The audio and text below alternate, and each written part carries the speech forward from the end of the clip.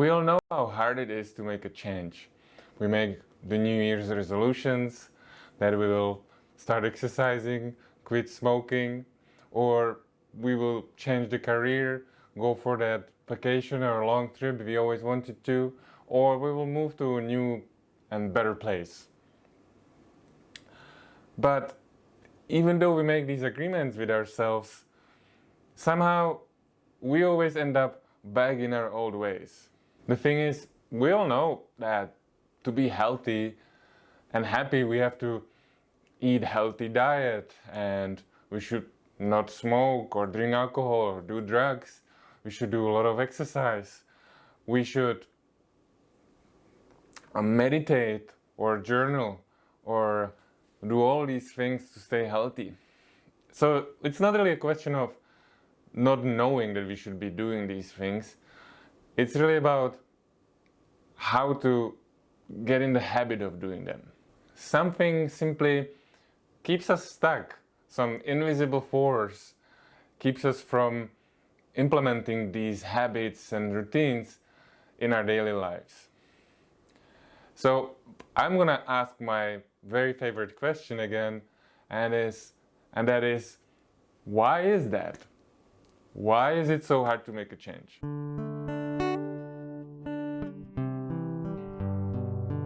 Hi, my name is Martin, and I am a positive psychology and relationship coach at Milimar Holistic Healing and Coaching. And today I'm going to be talking about why is it so hard to make a change and how to make it easier for ourselves. But before I dive into it, I would like to ask you, if you like my videos and if you like my channel, please like below and subscribe. And if you don't like it, let me know in the comments what you think. Now, so why is it so hard to make a change? What's behind it? Why most of us simply just can't do it? Well, the answer is not that complicated. It's because our body is literally fighting back. It's fighting back against our brain or against what we want to do. And it's all happening subconsciously on a biological level. So let me explain a little bit. What happens is that when we have some kind of experience, at the end of that experience, there is an emotion. We feel a certain way, right? And what is an emotion? Emotion is a cocktail of different chemicals like hormones and steroids our body and glands produce. This is what makes us feel something or feel certain emotions. So when we experience something multiple times over and over again, let's say for days and weeks, because we experience this emotion over and over again, our body and brain becomes familiar with it, and it essentially becomes our mood, right? If we find ourselves in situations where we end up being angry, and it happens over and over again, we essentially become angry and get into this angry mood, if you will. And if this happens for longer than a few weeks, let's say months or years, it evolves into part of our personality. It becomes part of our character. So if for years we have been experiencing emotions like anger, let's say, we become permanently angry. Things just make us angry. Whenever there is a new experience or some kind of experience, we just get back into this familiar feeling of being angry. And that's the neighbors. And where was I? So when we feel these emotions over and over again, we become physically addicted to them. It's like our body creates this habit of feeling these emotions and producing these chemicals. It's the same when you're driving a car. Your body does this amazing thing where instead of you having to learn how to drive every time, you do it several times over and over again, and then it becomes habit. It becomes automatic. You don't really have to think about it. It moves into the subconscious mind, and you can be focusing on different things with your conscious mind, right? You can be, well, you shouldn't really be on your phone, or you could be listening to an audiobook, or you should actually be paying attention to the traffic. But what I'm trying to say is that it all becomes out of our, it all gets into our subconscious mind and out of our conscious awareness. And that's what happens with our emotions too. So we develop this habit of thinking certain way or behaving certain way, and it's all backed by the physiological and biological processes in our bodies, right? So the body creates these chemicals and it's used to it, and it just really wants to keep it that way. This is because this is how the nature simply works, right? Because it doesn't want to use any extra necessary energy when it can be saving it for other things. Let's say if you need to survive, if you need to run, or if you need to fight, or you need to, in the prehistoric times when something happened, you didn't want to be constantly using this energy to over and over learn the same things you have been doing over and over again. The body naturally turns these things into like an automatic habit. And it fights us back. It doesn't want to change, because that means that everything will have to change, right? It will have to use all this energy to create new different chemicals, and it will have to create new neural pathways and different connections in our brain, and it simply doesn't want to do that. So what's happening is when we want to start doing something new, what we have, or start doing something differently, or implement a new habit into our life, it is really hard, because it's like trying to get out of some addiction. It's like going through withdrawal. And withdrawals are hard, and most of us simply don't have the willpower to not go back into our old ways, which feels good and familiar, and it's easy. It takes no energy, right? It's something what people call the comfort zone. The comfort zone is essentially the known mix of chemicals and emotions we have been familiar to most of our lives. So this is the reason why it is really difficult for us to make a change. This is the reason why it's difficult to change a bad habit we've been doing for years. Or this is difficult why that's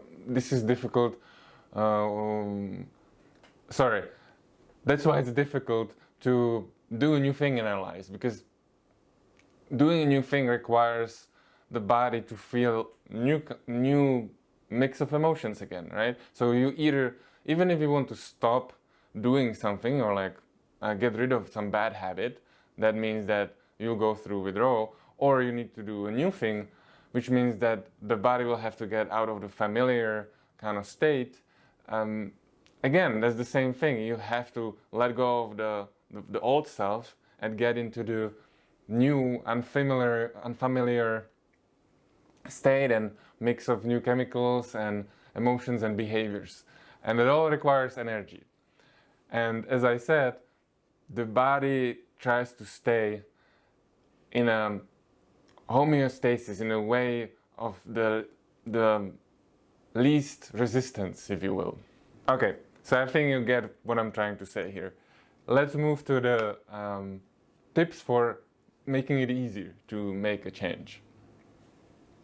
So the tip number one I'll give you is that to actually change a habit, we first have to analyze it. And when we recognize that a habit is essentially very similar to an addiction, we can treat it as such. Which means we have to recognize why do we have the habit and what triggers it, and what do we get out of it. So we have to take a look at the trigger, the routine, and the reward of that habit.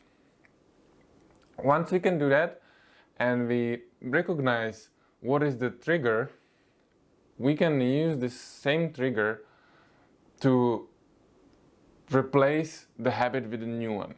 So we will keep the trigger, keep the reward, but we will replace the routine in the middle. So let's say if you want to quit smoking, you would recognize what is the trigger for you to light up a cigarette. Is it that you are bored? Or is it that you are frustrated or tired? Or is it that you are anxious? Or anything like that. So once you have recognized what makes you want to have a cigarette, what triggers that habit, you can also look at how do you feel after it. Like, what is the reward? You were bored. Oh, okay, I'm gonna smoke a cigarette. You smoke, and after you feel good. You feel like you did something. You are not bored anymore, and you did something to get rid of that emotion of being bored, right? That's the reward. The reward is not being bored. So if you think about it, we can replace the routine with anything else what is actually a good habit. So if you are bored and or anxious or whatever you are, you can think of something what you like to do and what is good for you. Let's say if you like to eat peach, or you like other kind of fruit like pineapple or something like that, you will simply recognize that you're feeling bored and you want to smoke a cigarette, but instead you take a breath and grab that fruit. You eat the fruit, 1, 2, 3, it takes a few minutes, the same like the cigarette, and at the end you notice that you don't feel bored anymore. You simply got that reward of not feeling how you felt before your trigger. And if you can do this, if you can be mindful enough to recognize the trigger, this is really a powerful way how you can use existing habits and replace them with new ones which are good habits. Now, I realize that if you smoke 20 cigarettes a day, you're probably not going to be munching on 4 pineapples a day, right? Or 20 peaches. I get that. So you would want to use something else. Let's say you could use pistachio nut, or you could use completely something else. You don't even have to do fruit or eat something. What works for me when I was getting rid of my bad habits, what really worked for me was to simply become aware of the trigger, taking a breath and asking myself, why do I want to do this thing, what I want to do, this bad habit? Let's say, why do I want to go have a smoke? Or why do I want to go have a beer? Or why do I want to, go play a video game? Or whatever the thing whatever the thing is, what do you want to get rid of? So when I asked myself, why do I want to do it? I was like, okay, because I'm bored, because I'm frustrated, or because that. I recognize that because I don't want to feel the way I feel, I see that this is just a way how I'm escaping that emotion. So once I become mindful to all of this, I always ask myself another question, which is there something else I could be doing instead of that bad habit? Is there something better I can be doing? So let's say when I wanted to play a video game, I would be like, is there something else I could do? What is better? What will actually be more productive for me? Or you know what I mean? So I would answer myself, yes, I could meditate, or I could play a guitar, right? Or I could do qigong or any kind of other form of exercise or something what is good for us, what is good for me. So when I answered myself all these questions, I had to make a decision, right? Do I go back and do the bad habit? Do I go back to my old self, or do I do that thing what is better to do, the new habit? And you will find yourself, once you get into this place of really being present to what's happening, you will be like, yeah, I'm not gonna do that thing. I will do the thing. I'm not gonna do the thing, the bad habit. I'm not gonna go play video game. There's definitely something else what is better for me to do, and I'll rather do that. Let's move to tip number 2. So the tip number 2 I have for you to make it easier for you to change a habit or start a new one is connect an existing habit, what you do daily, with a new one. So, for example, I shower every day, and I hope you do too.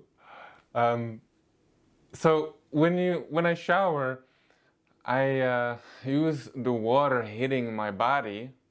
The water hits my body, and it is a trigger to me to do my gratitude exercise. Gratitude exercise is that I think of 3 things I'm really grateful for today. There's been a lot of science explaining and talking about how feeling grateful is really, really beneficial for our health. I'm not even gonna go any deeper into that, but I highly recommend you to do your own research on that. Let's go back to the habit. So, connecting an existing habit, like taking a shower, with a new one, which you do anyway, is really another really great way how to make it really easy for yourself to start a new good habit.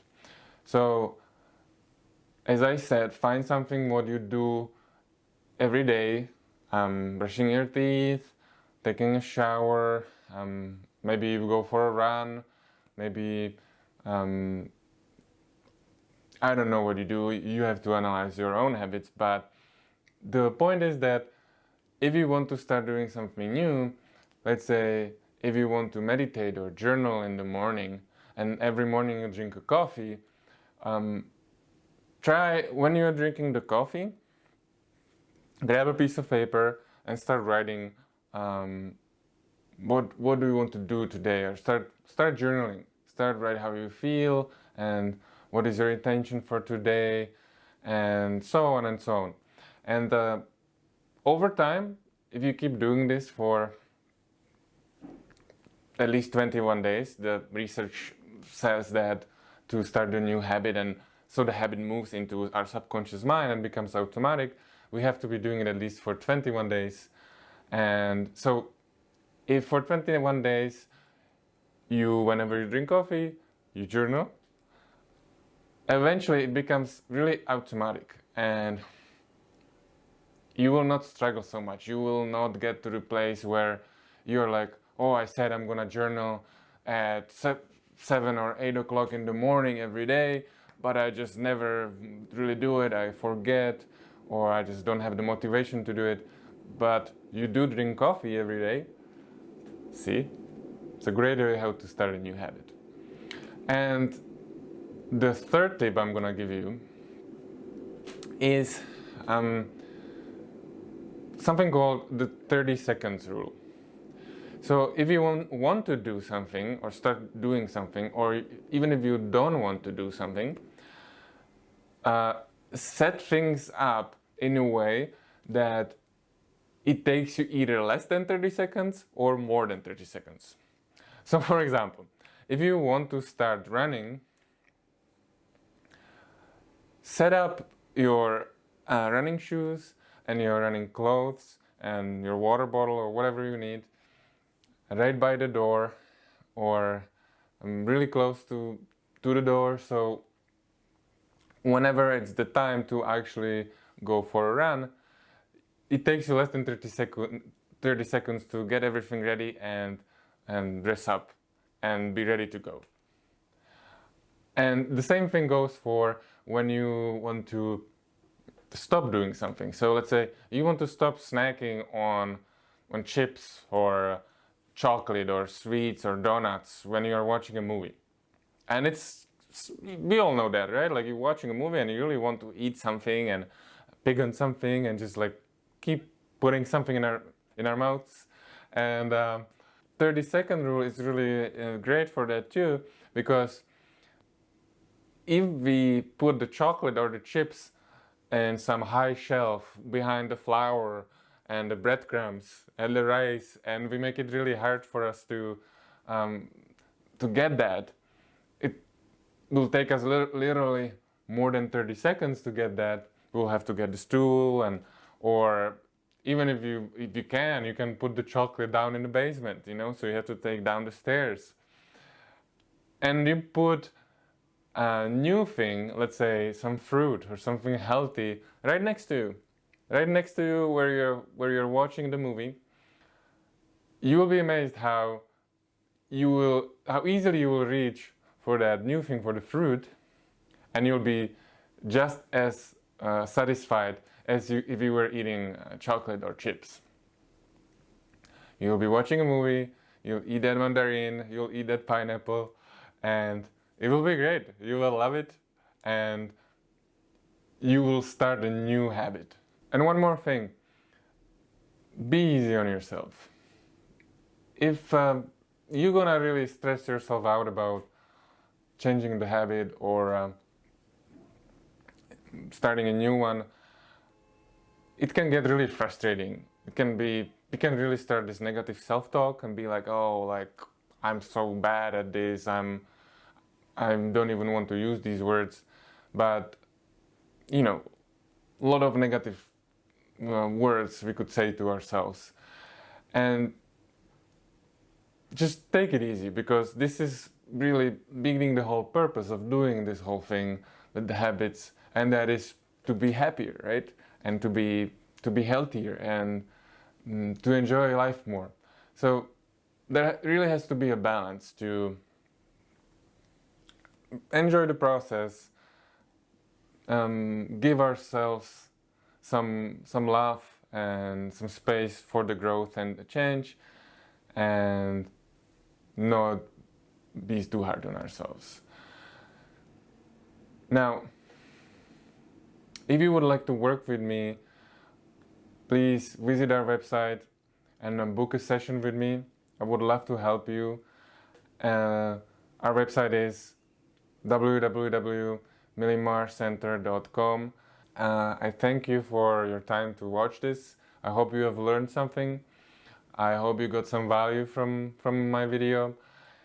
And if you did, again, please subscribe to my channel, like the video below, let me know what you think in the comments, and as usual, have a wonderful day.